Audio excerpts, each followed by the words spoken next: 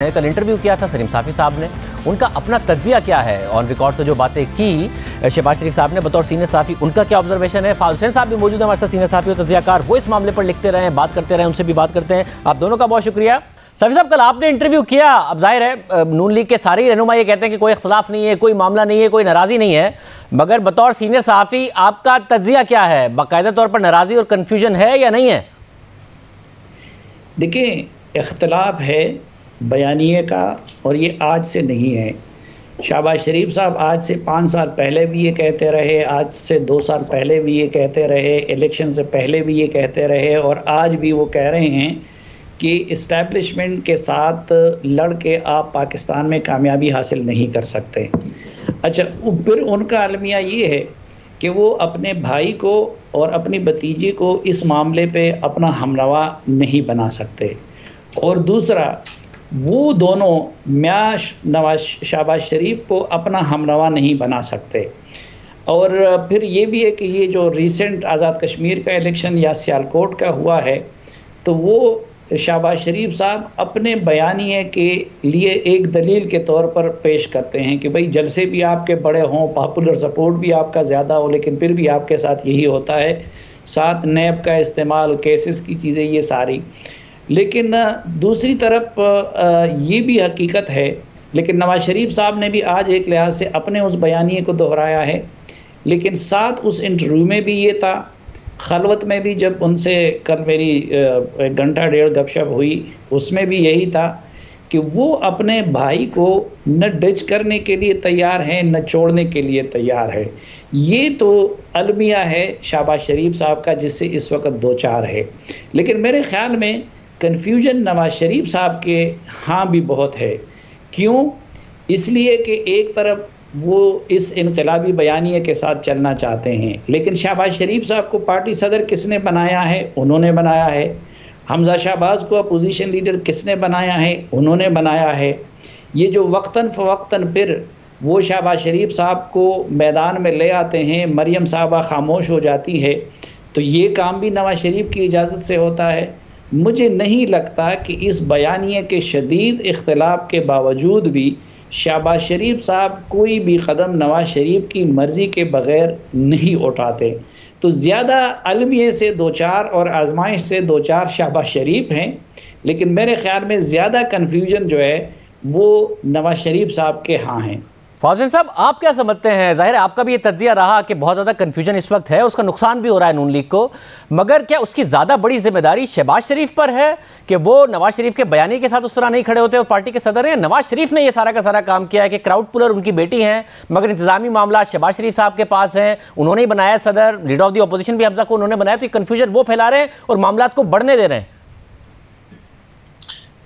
देखिए शाहजेब, सलीम साफ़ी साहब की बात जो है वो उसमें वजन है, क्योंकि मामला ये बात तो बिल्कुल यानी इसमें कोई दो राय नहीं है कि शहबाज शरीफ साहब जो हैं वो अपने भाई का साथ नहीं छोड़ेंगे। और ये जो शेख रशीद साहब या दीगर लोग जो ये कहते हैं कि जी नून में से शीन निकल आएगी वगैरह, ये नहीं होने जा रहा। ये बात बिल्कुल क्लियर है। और आपने देखा कि साफ़ी साहब के इंटरव्यू में शहबाज शरीफ साहब ने एक बार फिर ये बताया था कि कितनी बार उनको ऑफर्स हुई हैं, लेकिन वो इससे नहीं हिले। लेकिन उसके साथ साथ ये जो उनका बयानिया है, उनका जो रवैया है और उनकी जो सोच है, ये कोई नई नहीं है, पुरानी है।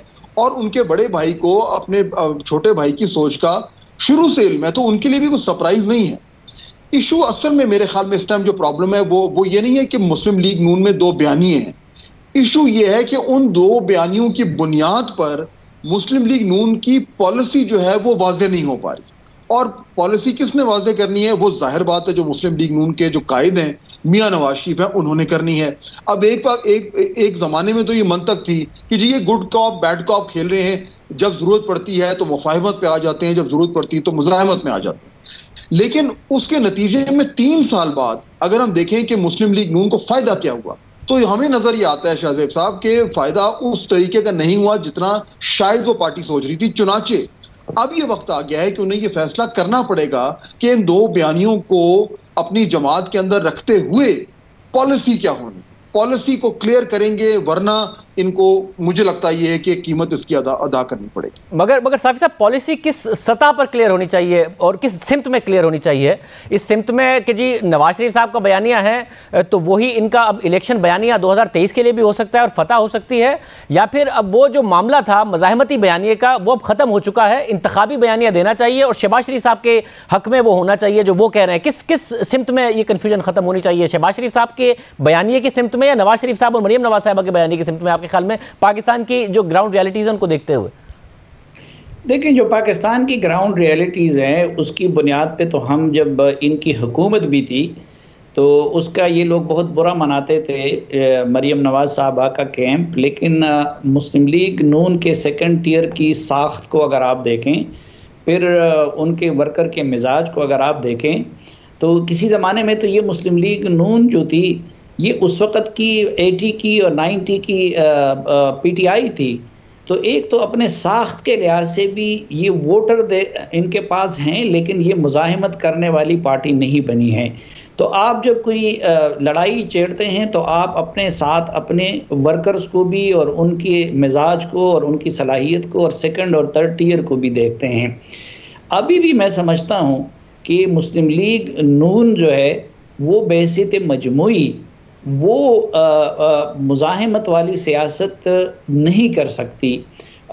ठीक है, मरियम नवाज साहबा अवाम में पजीराई यकीनन उस नैरेटिव को मिलती है, वो तो आप देखें तो मंजूर पश्तून के गिर्द भी लोग कितने जमा हो जाते हैं, लेकिन जो पाकिस्तान के ज़मीनी हक़ाइक़ है और फिर मुस्लिम लीग नून का जो साख्त है उसको देखते हुए मेरे ख़्याल में ये उसी तरह की मुज़ाहिमत करने वाली पार्टी नहीं है। फिर जो कन्फ्यूजन, वो फ़हद साहब बिल्कुल ठीक कह रहे हैं कि वो नवाज़ शरीफ साहब को दूर करना होगा, क्योंकि नवाज़ शरीफ साहब ही बाज़ औक़ात, मसलन आप देखें कि बिफ़ोर इलेक्शन ये ऑफ़र बिल्कुल थी, कल उसमें मुरव्वत की वजह से तो शहबाज शरीफ साहब ने वो वाली बात नहीं की, लेकिन इस सेटअप में भी ये ऑफ़र थी कि शहबाज शरीफ साहब आगे आ जाएं और मियां साहब पीछे हट जाएं तो वो काबिल कबूल हैं। लेकिन उस वक़्त उन्होंने GT रोड वाला ऑप्शन अपना लिया। फिर इलेक्शन के बाद आपने देखा कि एक लंबे अरसे तक फिर मरियम साहबा भी खामोश हो गई और नवाज शरीफ साहब भी पीछे हट गए। उसके बाद ये सब कुछ शहबाज शरीफ साहब अगर कर रहे थे तो वो तो उनकी इजाज़त से कर रहे थे, यानी उनके बयानिए को प्रिवेल करने दिया गया। उसके बाद फिर इनकलाबी बयानिया शुरू हो गया। फिर जब शहबाज शरीफ साहब उसमें एम्बेरस हो जाते हैं और फिर जब वो जेल वगैरह, अब क्या नवाज शरीफ साहब का जेल से निकलना, ये सारी चीज़ें क्या हम नहीं जानते कि ये वो शहबाज शरीफ साहब के बयानिए या एफ़र्ट्स का नतीजा होती हैं और ये इजाज़त उनको दी जाती है उनकी तरफ से।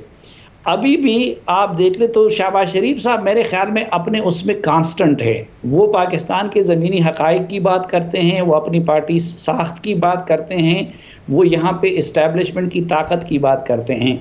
लेकिन नवाज शरीफ साहब की तरफ से कभी एक इशारा मिलता है कुछ अरसे के लिए और कुछ अरसे के लिए दूसरा इशारा मिलता है।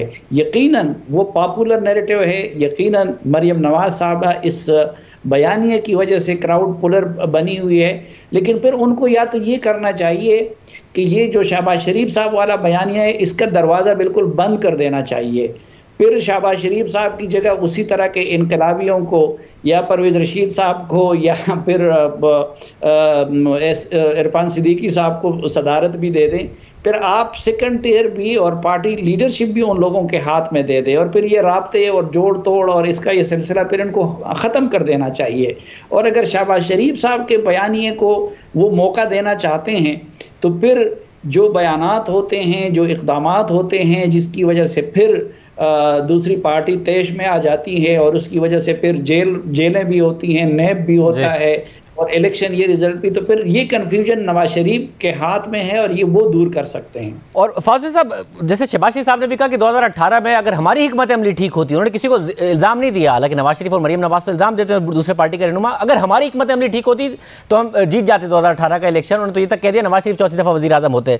अब अगर आगे 2023 की तरफ देखना है तो पाकिस्तान की ग्राउंड रियलिटीज़ को देखते हुए जो आप कहते हैं कि कन्फ्यूजन ख़त्म करनी चाहिए, वो किस सिमत में आपके ख्याल में ख़त्म होनी चाहिए? ये जो मज़ाहिमती बयानिया है, इनका इंतखाबी बयानिया बन जाए तो जीत सकते हैं, या फिर वो हो गया, अब आगे अगर इन इंतखाबात जीतने हैं तो इन्हें एक अलग ही पोस्चर देना होगा और एक अलग सिमत में जाना होगा?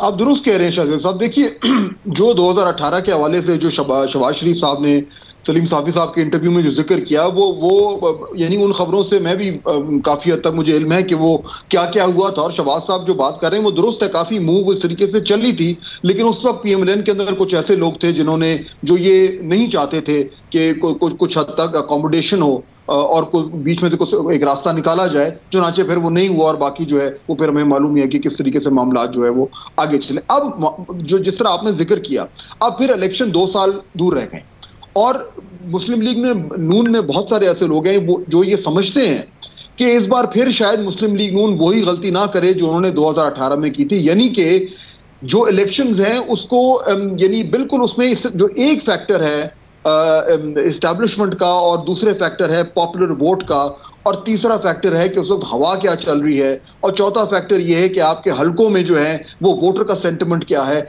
इन सब को लेकर चलना है।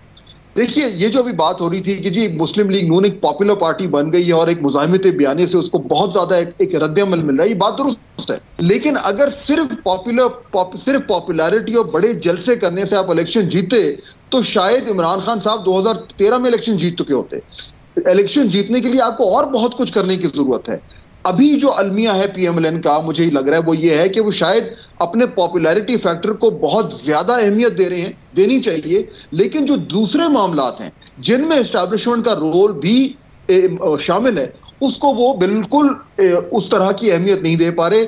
अगर इन्होंने थोड़ा सा मजीद अपनी जो स्ट्रैटेजी है उसको मजीद इंक्लूसिव ना किया और बिल्कुल पॉपुलैरिटी का जो रास्ता है उसको पकड़कर चलते रहे और लड़ाई झगड़े में पड़े रहे, तो फिर ऐन मुमकिन है कि इनसे वही गलती हो जाए जो कि शायद 2018 में इनसे हुई। बहुत शुक्रिया।